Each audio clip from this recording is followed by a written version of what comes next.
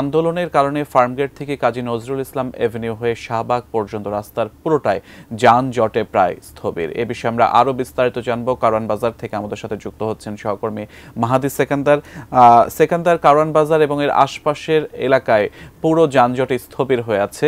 সাধারণ যারা যাত্রী বা সাধারণ যে মানুষ আছেন তাদের ভোগান্তির কথা আপনার মাধ্যমে জানতে চাই।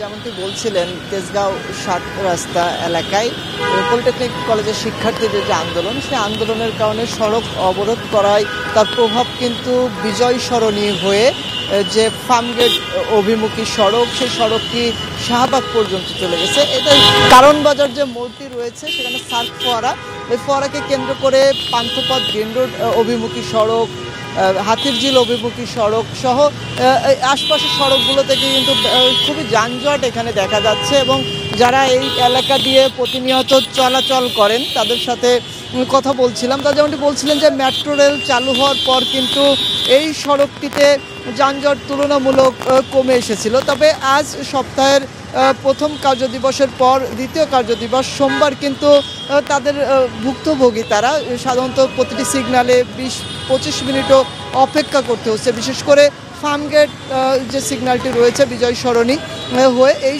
সড়কটিতে কারওয়ান বাজার এবং ফার্মগেট এর মধ্যের যে জায়গাটি, এখানে তাদের অনেক বেশি সময় অপেক্ষা করে আসলে সিগন্যাল অতিক্রম করতে হচ্ছে। কালার এক্সপার্ট, জর্জ স্যাপ এবং মাইল্ড অন হ্যান্ডস টেকনোলজি সমৃদ্ধ অরিক্স ক্রিস্টাল ওয়াশ আপনার লন্ড্রি এক্সপার্ট। সাধারণত এখানকার এই দুপুরে এই সড়কটিতে এই সময়ে আপনি যেমনটি দেখতে পাচ্ছেন গাড়ির যে সংখ্যা সেটি কিন্তু এত বেশি থাকে না, সাধারণত কম থাকে। কারণ মেট্রো রেল দিয়েই অধিকাংশ যাত্রী যারা আছেন তারা কিন্তু তাদের যাতায়াতের কাজটি করে থাকেন। কিন্তু আজ এই সড়কটিতে আসলে যানজট থাকার কারণে এখানে গাড়ির আধিক্যটা অনেক বেশি, যেহেতু অনেক বেশি সময় ধরে তাদের অপেক্ষা করে প্রতিটি সিগন্যাল অতিক্রম করতে হচ্ছে এবং দাবদাহটাও অনেক বেশি। তাপমাত্রা যেহেতু দেখতেই পাচ্ছেন প্রচণ্ড রোদ্দুর, সেক্ষেত্রে সাধারণত সিএনজি কিংবা মোটর বাইক এবং গণপরিবহনে যারা যাতায়াত করছেন তাদের কিন্তু এই দাবদাহের যে বিষয়টি সেটিও তাদের ভোগাচ্ছে। তো সব মিলে এই সড়কটিতে ভালোই গাড়ির যে চাপ সেটি রয়েছে এবং একই সাথে প্রতিটি সিগন্যালে অনেক বেশি সময় অপেক্ষা করেই আসলে সিগন্যাল অতিক্রম করতে হচ্ছে। তো এই ছিল আমার কাছে রাজধানীর কারওয়ান বাজার এলাকা থেকে যানজট নিয়ে সর্বশেষ।